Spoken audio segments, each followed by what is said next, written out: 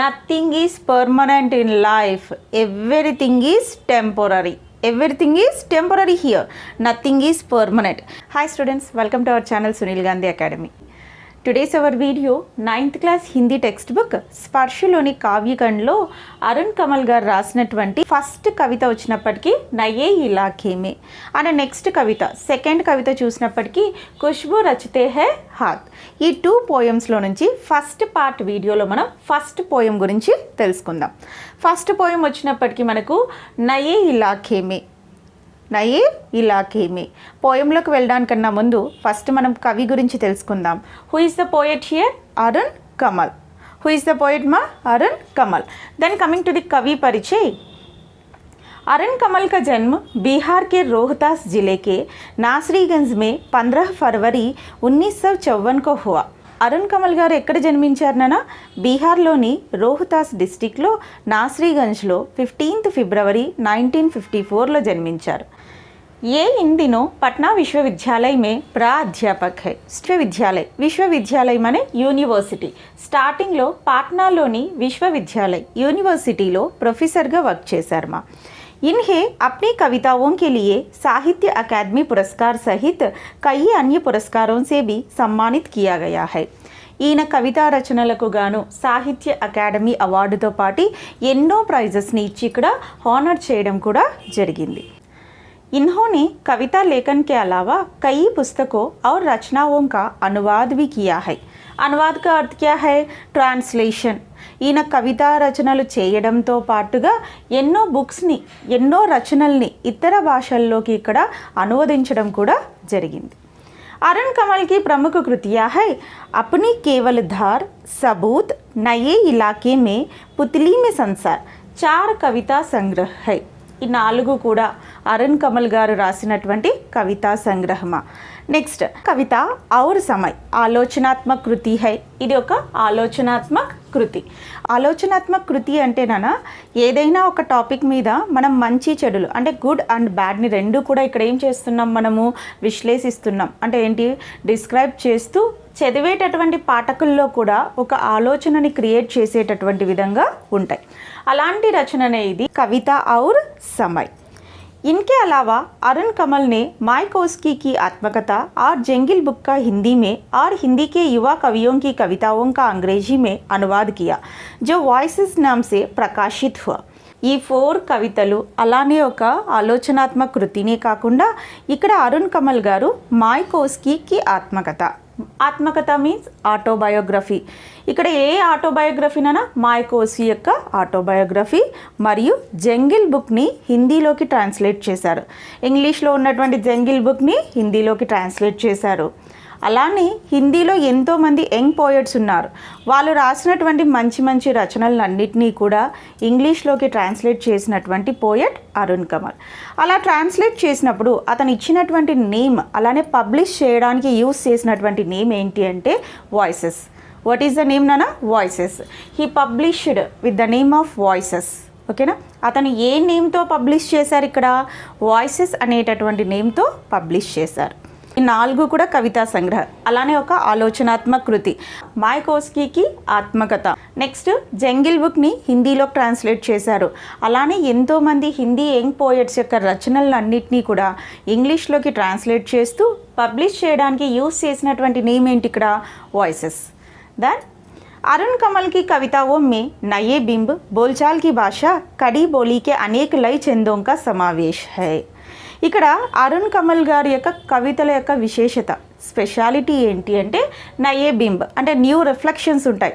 అంటే ఒకదానికి ఇంకొక దానికి డిఫరెన్స్ అన్నది డెఫినెట్గా ఇతను క్రియేట్ చేస్తూ వస్తారు. అంతేకాకుండా జనరల్గా వాడుక భాష అంటే వ్యవహారిక భాష అంటాం. అంటే మన భాష ప్రజలందరి చేత మాట్లాడబడేటటువంటి భాషను ఈయన కవితల్లో ఎక్కువగా ఉపయోగిస్తూ వస్తారు.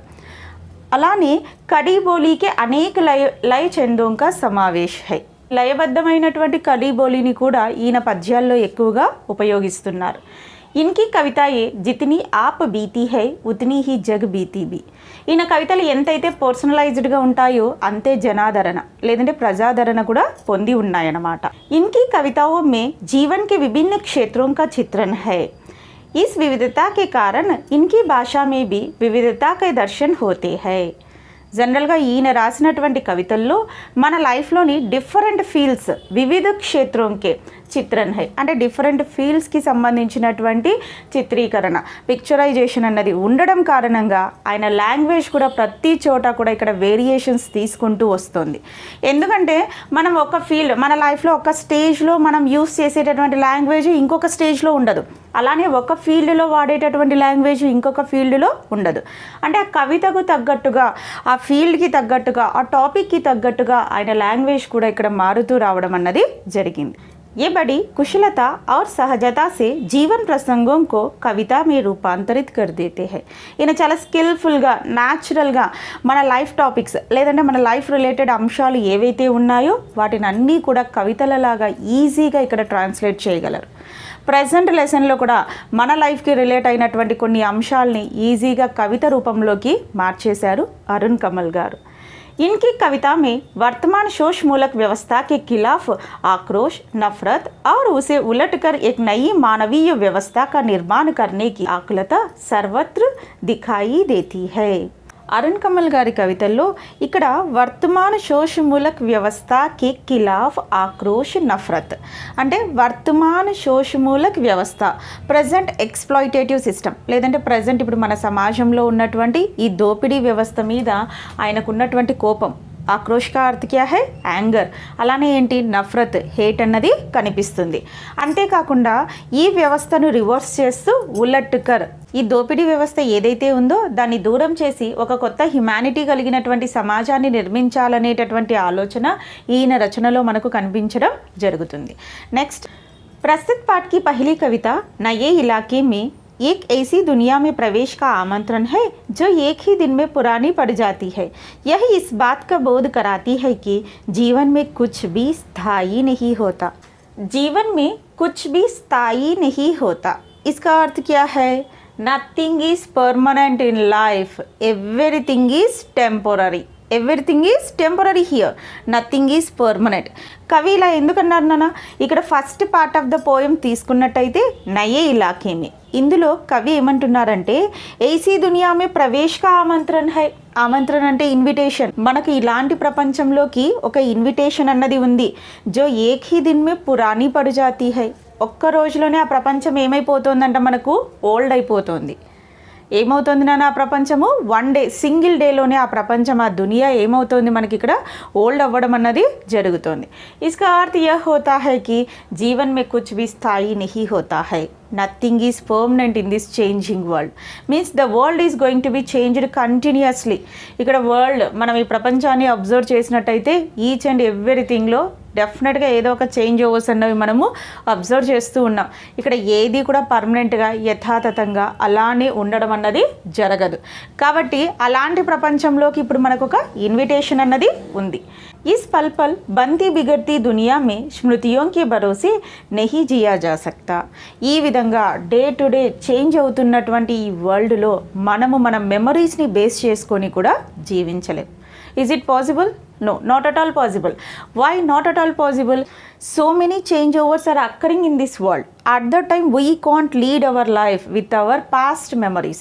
Then इस पाठ की दूसरी कविता खुशबू रचते हैं हाथ सामाजिक विषमताओं को बेनकाब करती है. బేనకాబ్ కర్నా to highlight at to expose. ఈ second poem Khushbu రచతే high Haath అనేది ఏమి ఇక్కడ ఎక్స్పోజ్ చేస్తుంది నాన్న? సామాజిక్ విషమతావో, సోషల్ ఇన్ఈక్వాలిటీస్ని ఇక్కడ మెయిన్గా హైలైట్ చేస్తూ రాసినటువంటి పోయమే ఖుష్బూ రచతే హై హాత్. यह किसकी और कैसी कारस्तानी है कि जो वर्ग समाज में सौंदर्य की सृष्टि कर रहा है और उसे खुशहाल बना रहा है, वही वर्ग अभाव में गंदगी में जीवन बसर कर रहा है. लोगों के जीवन में सुगंध बिखरने वाले हाथ भयावह स्थितियों में अपना जीवन बिताने पर मजबूर है. ఇది చాలా దురదృష్టకరమైనటువంటి విషయం అని అంటున్నారు పోయెట్. ఎందుకు? మన సమాజంలో ఎవరైతే ఈ లేబర్స్ వర్కర్స్ ఎవరైతే ఉన్నారో వాళ్ళే ఈ సమాజానికంటూ ఒక బ్యూటీని క్రియేట్ చేస్తున్నారు. మన అందరము కూడా మన లైఫ్స్ని ఇంత హ్యాపీగా నివసించడానికి గల కారణం, కంఫర్ట్గా నివసించడానికి గల కారణమైనటువంటి పీపుల్, ఈ వర్కర్స్ ఎవరైతే ఉన్నారో వాళ్ళ లైఫ్ని చాలా దయనీయమైనటువంటి కండిషన్స్లో, లేదంటే ఏంటి ఒక దుర్భరమైనటువంటి కండిషన్స్, ఒక బ్యాడ్ లొకాలిటీస్, ఒక స్లమ్ ఏరియాస్లో నివసించాల్సి వస్తుంది. ఇంకా ఏమంటున్నారంటే నాన్న, లోగోంకి జీవన్ మీ సుగంధ్ బిఖర్నే వాలే హాత్, మన లైఫ్లో ఒక మంచి ఫ్రాగ్రెన్స్ని నింపుతున్నటువంటి పీపుల్ ఎవరైతే ఉన్నారో ఒక బ్యాడ్ ఎన్విరాన్మెంట్లో, ఒక స్లమ్ ఏరియాస్లో వీళ్ళు నివసిస్తూ వస్తున్నారనమాట. क्या विडंबना है कि खुशबू रचने वाले के हाथ दूर दराज के सबसे गंदे और बदबूदार इलाकों में जीवन बिता रहे हैं. ఇది ఎంత అన్ఫార్చునేట్ విషయం అంటే, మనకంటూ ఒక హెల్దీ అట్మాస్ఫియర్, ఒక good atmosphere, pleasant atmosphere, happy లైఫ్ని ఇచ్చేటటువంటి చేతులు ఏవైతే ఉన్నాయో, ఆ పీపుల్ ఎవరైతే ఉన్నారో వాళ్ళు అందరికన్నా కూడా బ్యాడ్ ఎన్విరాన్మెంట్లో, అంటే ఒక డర్టీ ఎన్విరాన్మెంట్లో వాళ్ళు వాళ్ళ లైఫ్స్ని ఆ స్లమ్స్లో లీడ్ చేయాల్సి వస్తుందన్నమాట. स्वस्थ समाज के निर्माण में योगदान करने वाले ये लोग इतने उपेक्षित है, आखिर कब तक. అంటే మనకంటూ ఒక హెల్దీ అట్మాస్ఫియర్ని క్రియేట్ చేసేటటువంటి ఈ పీపుల్ని ఇంకా ఎన్ని రోజులు మనం ఇలా రిజెక్ట్ చేస్తూ, లేదంటే రెఫ్యూజ్ చేస్తూ వస్తాం, లేదంటే ఈ విధంగానే సమాజంలో వాళ్ళని వెనక్కి నెట్టేసి ఆ స్లమ్ ఏరియాస్లోనే, ఆ అన్హెల్దీ అట్మాస్ఫియర్లోనే వాళ్ళని ఉండేలాగా చేద్దామని చెప్పి ఇక్కడ పోయెట్ సెకండ్ పోయంలో మనకు చెప్పడం అన్నది జరుగుతోంది. అరుణ్ కమల్ గారు ప్రెసెంట్ ఈ పోయంని 2 పార్ట్స్లో రాశారు నాన్న. ఫస్ట్ పార్ట్ తీసుకున్నప్పటికీ నయే ఇలాఖే మే, అండ్ సెకండ్ పార్ట్ వచ్చినప్పటికీ ఖుష్బూ రచతే హై హాత్. ఇక్కడ ఫస్ట్ పార్ట్ నయే ఇలాఖే మే థీమ్ తీసుకున్నట్టయితే, nothing is permanent in the world, everything is temporary and we can't lead our life based on our memories అనేది ఇక్కడ మెయిన్గా ఫోకస్ చేస్తూ వస్తున్నారనమాట. అంటే మనకి ఇలాంటి ప్రపంచంలోకి ఒక ఆహ్వానం అన్నది వస్తుంది. ఆ ప్రపంచం ఎలా ఉందంట, ఒక్క రోజులో పాతబడిపోతుంది, అంటే ఒక్క రోజులో ఓల్డ్ అయిపోతుంది అనమాట.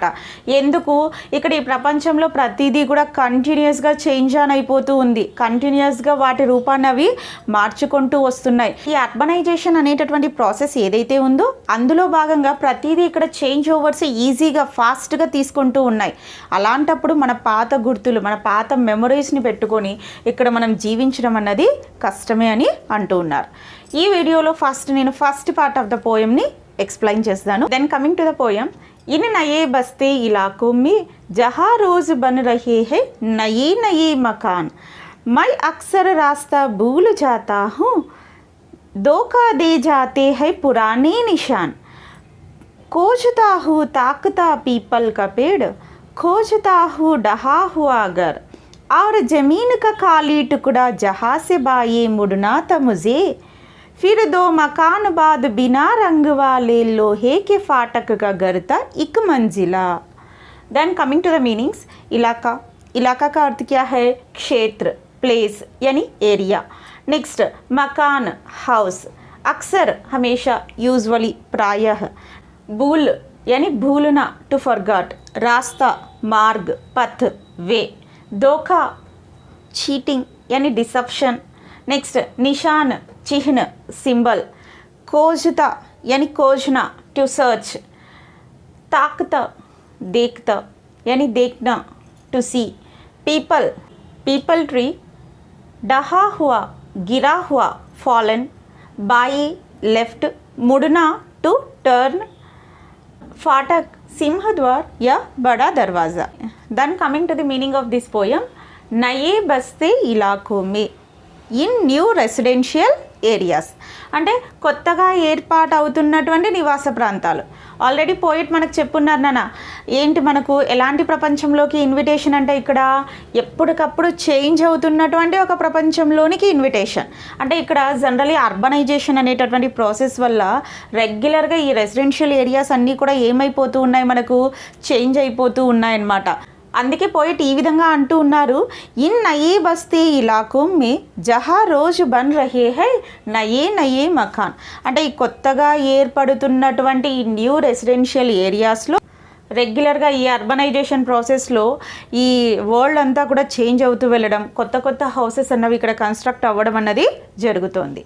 మై అక్సర్ రాస్తా భూల్ జాతా హూ, ఈ విధంగా ఉన్నట్టుండి ఇక్కడ ప్లేసెస్లో చేంజెస్ అన్నవి రావడం వల్ల ఇక్కడ పోయెట్ యూజువల్లీ ఏమవుతుందంట, ఆ వెళ్ళేటటువంటి దారిని మర్చిపోతూ ఉన్నాడు. సడన్గా ఇప్పుడు మనం వెళ్ళేటటువంటి మార్గంలో ఏదైనా కొత్తది కన్స్ట్రక్ట్ అయి కనిపించింది అనుకో, ఒక్కొక్కసారి మనకు కూడా డౌట్ వస్తూ ఉంటుంది. అంటే మనం వెళ్ళేటటువంటి దారి కరెక్టేనా, ఏదైనా మర్చిపోయి వచ్చామా అని చెప్పి. ఇక్కడ కూడా అదే అంటున్నారు పోయెట్. ఈ అర్బనైజేషన్ అనేది ఏదైతే ఉందో, ఇక్కడ వరల్డ్లో కంటిన్యూస్ చేంజెస్ అన్నవి ఏవైతే ఏర్పాటు అవుతూ ఉన్నాయో, ఏర్పడుతున్నాయో, అందులో భాగంగా ఇక్కడ కొత్త కొత్త హౌసెస్ అన్నవి ఈ రెసిడెన్షియల్ ఏరియాస్లో కన్స్ట్రక్ట్ అయిపోయి ఉన్నాయి. డే టు డే ఏదో ఒక హౌస్ కన్స్ట్రక్ట్ అవుతూనే ఉంది. అలా కన్స్ట్రక్ట్ అయ్యేటటువంటి క్రమంలో ఇక్కడ పోయెట్ యూజువల్గా తను వెళ్ళేటటువంటి దారిని కూడా మర్చిపోతూ ఉన్నారు. అంటే చేంజ్ ఓవర్స్ ఎలా ఉన్నాయో మనకి ఇక్కడ అర్థం చేసుకోవాల్సినటువంటి విషయం. హియర్ నథింగ్ ఈజ్ పర్మనెంట్, ఏది ఇక్కడ పర్మనెంట్గా లేదు. Everything is temporary and the world keeps on moving. Next, धोखा दे जाते हैं पुराने निशान, खोजता हूँ ताकता पीपल का पेड़, खोजता हूँ डहा हुआ घर और ज़मीन का खाली टुकड़ा, जहाँ से भाए मुड़ना था मुझे, फिर 2 मकान बाद बिना रंग वाले लोहे का फाटक का घर था एक मंजिला. జనరల్గా మనం అందరం కూడా చిన్నప్పుడు చైల్డ్హుడ్లో మన ఇంటికి వెళ్ళాలంటే దారిని గుర్తుంచుకోవడానికి ఏవో ఒక కొన్ని గుర్తులు ఏర్పరచుకొని ఉంటాం. కొన్ని సింబల్స్, లేదంటే ఒక టెంపుల్, లేదంటే ఒక పెద్ద చెట్టు కావచ్చు, లేదంటే అక్కడ ఏదైనా ఒక మంచి కలర్ ఉన్నటువంటి ఒక హౌస్ కానీ, లేదంటే ఇక్కడ ఉన్నటువంటి ఐస్ క్రీమ్ షాప్ కావచ్చు, లేదంటే ఏదో ఒకటి మనం ఒక గుర్తుగా పెట్టుకొని ఉంటాం. మన ఇంటికి వెళ్ళేటటువంటి దారిని గుర్తుంచుకోవడానికి ఒక బోర్డు కావచ్చు, లేదంటే ఒక హోర్డింగ్ కావచ్చు, ఏదో ఒకటి ఒక ఐడెంటిఫికేషన్ మార్క్ అన్నది ఉంటుంది. ఆ ఐడెంటిఫికేషన్ మార్క్ని బేస్ చేసుకొని మనం మన ఇంటిని కరెక్ట్గా చేరుకుంటాం ఆ దారిలో వెళ్ళి. ఇది ప్రతి ఒక్కరి లైఫ్లో కూడా చైల్డ్హుడ్లో it's very common. Not only in childhood, ఇప్పుడు కూడా మనం ఏదైనా కొత్త ప్రాంతానికి వెళ్ళినప్పుడు అక్కడ ఏదైనా సరే సింబల్, అంటే దారి తప్పకుండా ఉండడానికి ఒక గుర్తును ఏదైనా పెట్టుకొని ముందుకు వెళ్తూ ఉంటాం. ఓకేనా, ఇక్కడ కూడా అదే అంటున్నారు పోయెట్. తన ఇంటిని రీచ్ అయ్యేటటువంటి మార్గంలో దారిలో కొన్ని సింబల్స్ లేదంటే కొన్ని గుర్తులు ఏర్పరచుకున్నాడు. అంటే ఏంటి, ఇవి కంప్లీట్ అయిన తర్వాత మా ఇంటికి ఇలా వెళ్ళాలి అనేటటువంటి ఒక ఆలోచన అతని బ్రెయిన్లో ఉంది. ఆ సింబల్స్ ఏంటి, ఆ గుర్తులు ఏంటి అంటే, కోచుతాహు, ఇంటికి వెళ్ళేటప్పుడు అతను ఏం వెతుకుతాడంట, ఫస్ట్ తాకుతా పీపల్ కా పేడ్. పీపల్ కా పేడ్ అంటే రావి చెట్టు నాన్న. అంటే ఏం చూస్తాడు ఫస్ట్ అతను వెళ్ళేటటువంటి దారిలో, రావి చెట్టు ఉందా లేదా. ఫస్ట్ అతనికి ఉన్నటువంటి గుర్తు ఏంటి నాన్న, ఇక్కడ ఒక రావి చెట్టు అనమాట, పీపల్ కా పేడ్. నెక్స్ట్ కోజుతా హూ డహా హువా గర్. పీపల్ కా పేడ్, ఆ రావి చెట్టు కంప్లీట్ అవ్వగానే నెక్స్ట్ ఒక పడిపోయినటువంటి లేదంటే కొలాప్స్ అయినటువంటి హౌస్ ఉందా లేదా. అంటే అతను కొన్ని గుర్తులు ఏర్పరచుకున్నాడు కదా ఇంటికి వెళ్ళడానికి. ఆ వెళ్ళేటటువంటి మార్గంలో ఫస్ట్ అతను ఏం వెతుకుతున్నాడు, ఇక్కడ ఒక రావి చెట్టును వెతికాడు. రావి చెట్టు తర్వాత ఏం రావాలంటే ఇక్కడ ఒక కొలాప్స్డ్ హౌస్, అంటే ఏంటి, డహా హువా మకాన్. నెక్స్ట్ జమీన్ కా ఖాళీ టుకుడా. నెక్స్ట్ ఏమొస్తుందంటే నాన్న ఇక్కడ జమీన్ కా ఖాళీ టుకుడా, అంటే ఒక ఎంటీ ప్లేస్ అన్నది కనిపించాలి. జహాన్ సే బాయే ముడునాత, ఆ ఎంటీ ప్లేస్ రాగానే అతను ఆ లెఫ్ట్ సైడ్న టర్న్ అవ్వాలి. ఇక్కడ ఆ ఎంటీ ప్లేస్ పక్కన ఉన్నటువంటి లెఫ్ట్ సైడ్ స్ట్రీట్లోకి అతను టర్న్ అవ్వాల్సి ఉంటుంది. ఫిర్ 2 మకాన్ బాద్ బినా రంగు వాలే లోహేకే ఫాటక్. ఆ టర్న్ అయిన తర్వాత 2 హౌసెస్ కంప్లీట్ అవ్వగానే బినా రంగు వాలే ఫాటక్, ఒక పెయింట్ అవ్వనటువంటి ఒక ఐరన్ గేట్ ఉన్నటువంటి 1 ఫ్లోర్ బిల్డింగ్ ఒకటి కనిపించాలి. ఇవన్నీ కూడా గుర్తులుగా ఏర్పరచుకున్నారు పోయెట్. అంటే పోయెట్ తన ఇంటికి వెళ్ళేటటువంటి మార్గంలో ఏర్పరచుకున్నటువంటి కొన్ని సింబల్స్. అంటే ఏంటి, ఇంటికి కరెక్ట్గా రీచ్ అవ్వాలి, అడ్రస్ ఏదైతే ఉందో పర్ఫెక్ట్గా తన ఇంటికి తను వెళ్ళాలి. ఆ మార్గంలో ఎలాంటి గుర్తులు ఇక్కడ ఏర్పరచుకున్నారు, ఫస్ట్ పీపల్ కా పేడ్ అంటే ఏంటి, ఒక రావి చెట్టు. నెక్స్ట్ ఒక కొలాప్స్డ్ హౌస్, అంటే ఏంటి, డహా హువా గర్.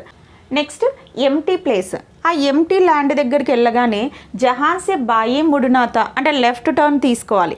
లెఫ్ట్ టర్న్ తీసుకున్న తర్వాత 2 హౌసెస్ మూవ్ ఆన్ అవ్వగానే ఒక అన్పెయింటెడ్ ఐరన్ గేట్, అంటే పెయింట్ చెయ్యనటువంటి ఒక ఐరన్ గేట్ ఉన్నటువంటి ఇల్లు, ఒక 1 ఫ్లోర్ హౌస్ అన్నది కనిపిస్తుంది. ఎగ్జాక్ట్గా ఇవి అతను ఏర్పరచుకున్నటువంటి గుర్తులు అనమాట. కానీ ఇంకా ఏమంటున్నారంటే దోకా దే జాతే హై, అంటే ఒక్కొక్కసారి ఇవి మనల్ని మోసం చేస్తున్నాయంట. ఈ గుర్తులు కూడా ఏం చేస్తున్నాయి నాన్న, పోయెట్ని ఇక్కడ మోసం చేస్తున్నాయి. ఎందుకు మోసం చేస్తున్నాయి? ఇక్కడ జనరల్గా ఏమవుతున్నాయి, రెగ్యులర్లీ ఇవన్నీ కూడా చేంజ్ అవుతున్నాయి.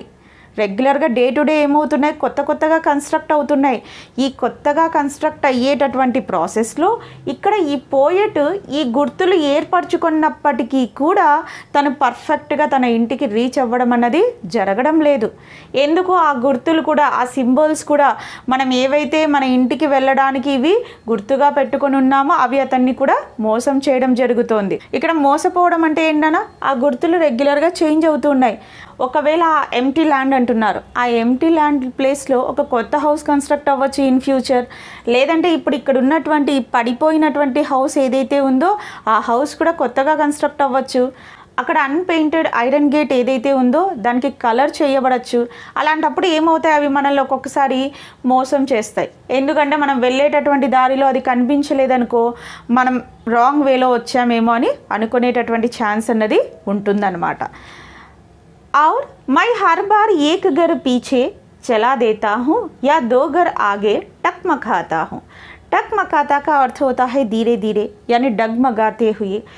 ఇక్కడ ఇలాంటి కన్ఫ్యూషన్స్లోనే అంటే సరిగా రీచ్ అవుతున్నానా లేదా అనేటటువంటి కన్ఫ్యూజన్ ఏదైతే ఉందో అప్పుడు ఏమవుతుందంట, ఒక్కొక్కసారి ఏక్ ఘర్ పీచే చల్ దేతా హూ, అంటే తన ఇంటికి రీచ్ అవ్వడానికన్నా ఒక హౌస్ వెనకలే తన అడ్రస్గా ఫీల్ అవుతున్నాడు. అక్కడికి వెళ్ళి తన ఇంటిగా అతను ఫీల్ అవుతున్నారు. ఆర్ 2 घर ఆగే టక్మకాతా హూ, అంటే ఆ హౌస్ని క్రాస్ అయిపోయి ఒక 2 ఇళ్ళు ముందుకు వెళ్ళిపోవడం జరుగుతోంది. చూడండి ఇక్కడ కన్ఫ్యూజన్ ఎలా ఉందో. ఇక్కడ లేఖకు ఒక్కొక్కసారి ఏమవుతున్నారన, తన గుర్తులు ఏర్పరచుకున్నప్పటికీ కూడా తన పర్ఫెక్ట్ అడ్రస్ని రీచ్ అవ్వలేక ఒక ఇల్లు వెనక్కైనా ఉంటున్నారు, 2 హౌసెస్ ముందుకైనా వెళ్ళి తన అడ్రస్ని ఇక్కడ వెతకడం అన్నది జరుగుతోందన్నమాట.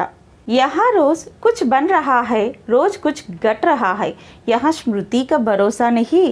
Means here everyday something is being made newly, అంటే ఏదో ఒకటి కొత్తది ఇక్కడ తయారవ్వబడుతూ ఉందన్నమాట.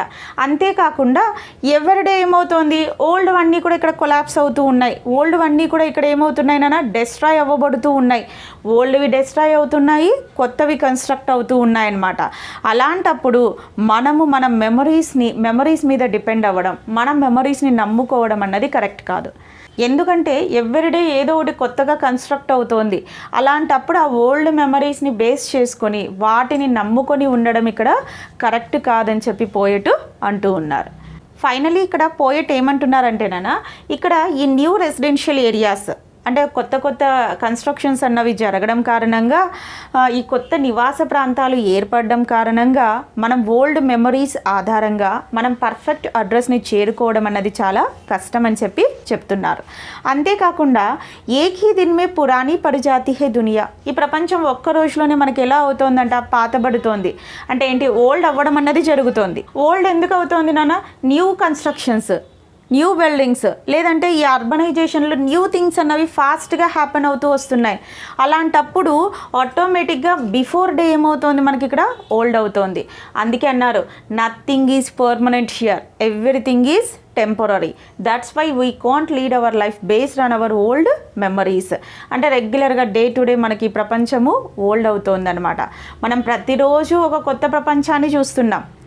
ఆ బిఫోర్ డే ఏమైపోతుంది, మనకు ఓల్డ్ అయిపోతూ వస్తుంది.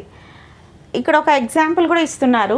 జైసే వసంత్ కా గయా పతझड़ का लौटा हूँ.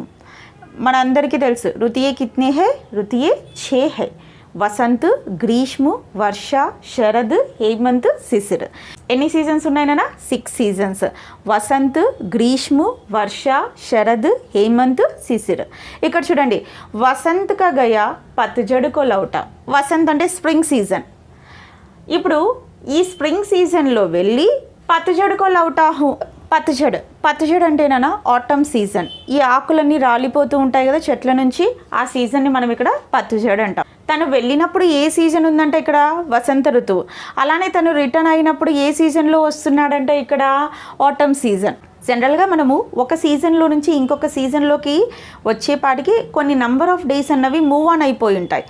ఆ మధ్యకాలంలో ఆ టైం పీరియడ్లో కూడా ఎన్నో చేంజెస్ ఇక్కడ జరిగి ఉంటాయి. ఏ విధంగా అయితే ఒక్క సీజన్లో ఉన్నటువంటి క్లైమేటిక్ కండిషన్స్ ఇంకొక సీజన్లో ఉండవు. ఈ స్ప్రింగ్ సీజన్లో కానీ ఆటమ్ సీజన్లో కానీ మనం ట్రీస్ని అబ్జర్వ్ చేసినప్పుడు స్ప్రింగ్ సీజన్లో ట్రీస్ అన్నీ ఎలా ఉంటాయినా చాలా గ్రీనరీగా ఉంటున్నాయి. అలానే ఆటమ్ సీజన్కి వచ్చేటప్పుడు ఎలా ఉంటున్నాయి, ఆ చెట్టుకు ఉన్నటువంటి ఆ లీవ్స్ అన్నీ కూడా ఎయిదర్ ఆరెంజ్ ఆర్ ఎల్లో షేడ్స్లోకి మారిపోయి అవి కిందికి పడిపోవడం అన్నది జరుగుతుంది. చెట్ల మీద చాలా లీవ్స్ చాలా తక్కువగా ఉంటాయి. Is there any change? ఒక్క సీజన్ నుంచి ఇంకొక సీజన్కి మూవ్ ఆన్ అవ్వడానికి కొన్ని డేస్ టైం పీరియడ్ ఏదైతే ఉందో ఈ టైం పీరియడ్లో కొన్ని క్లైమేటిక్ చేంజెస్ వల్ల ఇక్కడ ఇలాంటి అట్మాస్ఫియర్ని మనం అబ్జర్వ్ చేస్తున్నాం. అలానే మన లైఫ్లో కూడా కొన్ని డేస్ వ్యవధిలోనే అంటే కొంచెం టైం పీరియడ్ గ్యాప్లోనే మనం ఎన్నో చేంజెస్ని ఇక్కడ అబ్జర్వ్ చేయొచ్చు అని చెప్పి పోయెట్ యొక్క ఉద్దేశం నాన్న. పోయెట్ ఇక్కడ ఇంకొక ఎగ్జాంపుల్ కూడా ఇచ్చున్నారు. జైసే బైసాఖ్ కా గయా భాదోం కో లౌటా హూ. బైసాఖ్ చైత్రకి బాధ ఆనేవాళ్ళ మహిన. చైత్ర మాసం తర్వాత వచ్చేటటువంటి మంత్ని ఏమంటాం ఇక్కడ మనం? Vaisakham. According to the Hindu calendar it is the second month. జనరల్గా ఇంగ్లీష్ క్యాలెండర్ అనుకోండి జనవరి, ఫిబ్రవరి, మార్చ్. అలానే ఇక్కడ మనకు హిందూ క్యాలెండర్ కూడా ఉంది నాన్న. చైత్రం, వైశాఖం, జ్యేష్టం, ఆషాఢం, శ్రావణం, భాద్రపదం.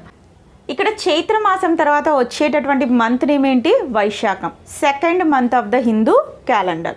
ఇక్కడ ఎప్పుడు వెళ్ళారంట? వైశాఖంలో వెళ్ళి అలానే ఎప్పుడు రిటర్న్ అయ్యారు?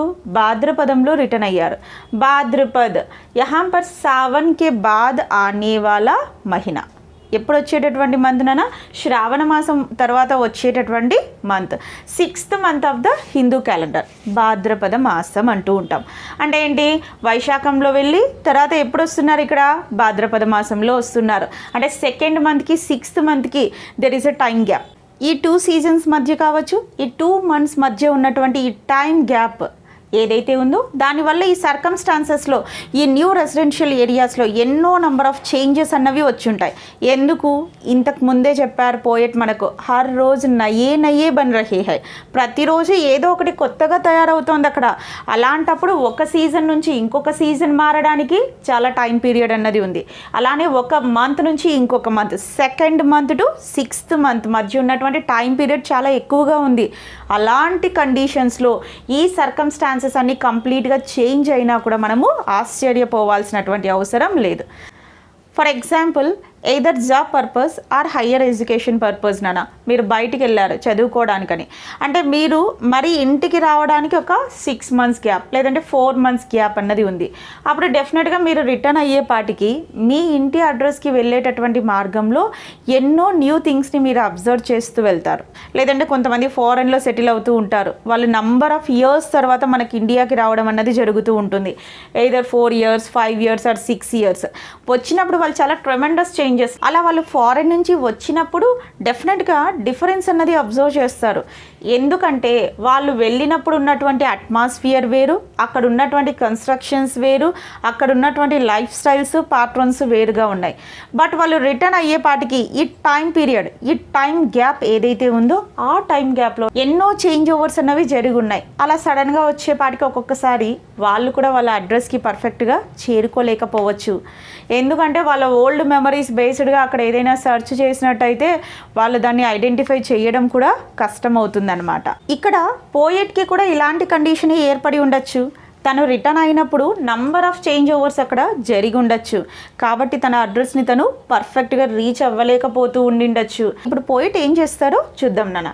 अब यही है उपाय कि हर दरवाज़ा खटखटा हूँ और पूछू क्या यही है वो घर. ఫైనల్గా అతనికి ఉన్నటువంటి ఐడియా, తనకు వచ్చినటువంటి ఐడియా ఇదే. ఏంటి?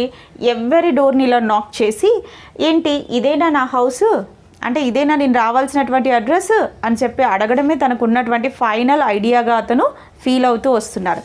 ఎందుకు? ఈ టైం గ్యాప్, ఈ టైం పీరియడ్ ఏదైతే ఉందో ఆ టైం పీరియడ్లో నంబర్ ఆఫ్ చేంజెస్ అన్నవి ఇక్కడ టేకెన్ ప్లేస్. అలాంటప్పుడు తను పర్ఫెక్ట్ అడ్రస్ని ఐడెంటిఫై చేయలేకపోయారు. అలా ఐడెంటిఫై చేయలేకపోవడం కారణంగా తనకు వచ్చినటువంటి ఐడియా ఏంటినా, ఎవరి హౌస్ను ఒకసారి ఇలా నాక్ చేసి తన హౌసా కాదా అని చెప్పి తెలుసుకోవడం తప్ప ఇంకొక ఐడియా, ఇంకొక మార్గం అన్నది అతనికి లేదు అని చెప్పి అనుకుంటూ ఉన్నారు. समय बहुत कम है तुम्हारे पास ఆ చలా పానీ డహా హా రహా ఆకాశ్. ఇక్కడ చూడండి అన్న, టైం ఇక్కడ చాలా తక్కువగా ఉంది. అంతేకాకుండా ఇప్పుడు ప్రజెంట్ అక్కడ ఎన్విరాన్మెంట్ ఎలా ఉందంట, ఆకాశం అంతా కూడా వాటర్తో ఫిల్ అవుతూ వస్తుంది. అంటే ఏ క్షణానైనా సరే ఆ మేఘాలు వర్షించవచ్చు. కాబట్టి ఆ లోపలే తన అడ్రస్ని పర్ఫెక్ట్గా ఫైండ్ చేయాల్సి ఉంటుంది. ఇక్కడ అడ్రస్ని వెతకడానికి కూడా తన దగ్గర చాలా తక్కువ సమయం అన్నది ఉంది. షాయద్ పుకార్లే కోయి పహచానా ఊపర్ సే దేక్ కర్. అందుకే అంటున్నారు ఫైనల్గా తనకు వచ్చినటువంటి థాట్ ఏంటి, ఎవరైనా తనను చూసి ఐడెంటిఫై చేస్తే బాగుంటుంది, ఎవరైనా తనను చూసి గుర్తుపట్టి తన హౌస్ ఎక్కడుందో చెప్తే బాగుంటుంది అని చెప్పి అనుకుంటూ ఉన్నారు. బట్ ఇలాంటివి జరగడం అన్నది కూడా కుదరదని చెప్పి ఇక్కడ పోయెట్కి తెలుసు. ఎందుకంటే ఇక్కడ ఉన్నటువంటి ఈ మనుషుల మధ్య ఈ ఎఫెక్షన్, ఈ ఇంటిమసీ ఏదైతే ఉందో అంత బాండింగ్ అయితే లేదు. ఈ అర్బనైజేషన్ ప్రాసెస్లో ఏమైపోతుందంటే ఈ మనుషుల మధ్య ఉన్నటువంటి దూరం పెరుగుతోంది. వాళ్ళ మధ్య హ్యుమానిటీ కావచ్చు, ఆ ఇంటిమసీ కావచ్చు, ఇప్పుడు ఉండడం లేదు. ఓల్డెన్ జనరేషన్లో అనుకోండి, మనం ఎవరింటికి వెళ్ళాలన్నా సరే జస్ట్ ఆ విలేజ్కి వెళ్ళి అక్కడ మనము ఏదైనా అడ్రస్ అడిగినట్టయితే అక్కడ ఉన్న వాళ్ళందరూ కూడా మనకి అడ్రస్ చూపించేస్తారు. ఎందుకు, వాళ్ళ మధ్య రిలేషన్ అన్నది ఉంటుంది. అంటే ప్రతి ఒక్కరూ కూడా ఇక్కడ వరుసలతో, అంటే అత్తయ్య అనో లేకపోతే మామయ్య అనో లేకపోతే బాబాయ్ పిన్ని అనో, ఈ విధంగా వాళ్ళందరూ కూడా ఏంటి, ఒక క్లోజ్ ఇంటిమసీ అన్నది ఉంటుంది, ఒక రిలేషన్ అన్నది ఏర్పడి ఉంటుంది. కాబట్టి మనం ఒక అడ్రస్ని ఈజీగా అక్కడ ఫైండ్ చేయగలుగుతాం. బట్ ఇక్కడ ఈ సిటీస్లో ఏమైపోయింది, డ్యూ టు అర్బనైజేషన్, అలానే మనకు ఈ సమయం అన్నది లేకపోవడం వల్ల పక్కన ఏం జరుగుతుందో కూడా తెలియదు, పక్కింట్లో ఎవరున్నారో కూడా తెలియదు. అట్లీస్ట్ ఆ రెండు హౌసెస్ మధ్య కూడా ఒక ఇంటిమసీ అన్నది మనకు ఉండదన్నమాట. అలాంటి కండిషన్లో ఇక్కడ ఏదైనా ఒక అడ్రస్ని ఫైండ్ అవుట్ చేయడం అనేది చాలా కష్టం అని చెప్పి చెప్తున్నారు. ఆ హ్యూమన్ వాల్యూస్, ఆ ఇంటిమసీ ఏదైతే ఉందో ప్రజెంట్ ఇప్పుడున్నటువంటి ఈ న్యూ రెసిడెన్షియల్ ఏరియాస్లో, ఈ సిటీస్లో లేదు అన్నది కవి యొక్క మెయిన్ ఒపీనియన్ అన్నమాట. అలానే ఈ సిటీస్లో డే టు డే ఏమవుతోంది నాన్న, everything is going to be changed, ఆ new things are going to be formed. అవి మన ఓల్డ్ మెమరీస్ ఆధారంగా ఇక్కడ మనం మన లైఫ్ని కూడా లీడ్ అన్నది చెయ్యలేము. ఆ ఓల్డ్ మెమరీస్ బేస్డ్గా మనం ఏదైనా ట్రేస్ అవుట్ చేయాలన్నా కూడా it is not at all possible. అలానే ఇక్కడ ఎవరు కూడా మనకి హెల్ప్ చేసేవాళ్ళు కానీ, సపోర్ట్ చేసేవాళ్ళు కానీ, మనల్ని ఐడెంటిఫై చేసేటటువంటి పర్సన్స్ కానీ ఇక్కడ ఉండరు అని కూడా చెప్తూ ఉన్నారు. ఎందుకంటే ఈ అర్బనైజేషన్ అనేటటువంటి ప్రాసెస్ ఏదైతే ఉందో అందులో మనం కొన్ని హ్యూమన్ వాల్యూస్ని మిస్ అవ్వడం, కొన్ని రిలేషన్స్ని మిస్ అవ్వడం అన్నది జరుగుతుంది. కాబట్టి this is the first part of the poem Naye Ilake Mein, Naye Ilake Mein. Next వీడియోలో మనం సెకండ్ పార్ట్ ఆఫ్ ద పోయంతో మీట్ అవుదాం. Now signing of.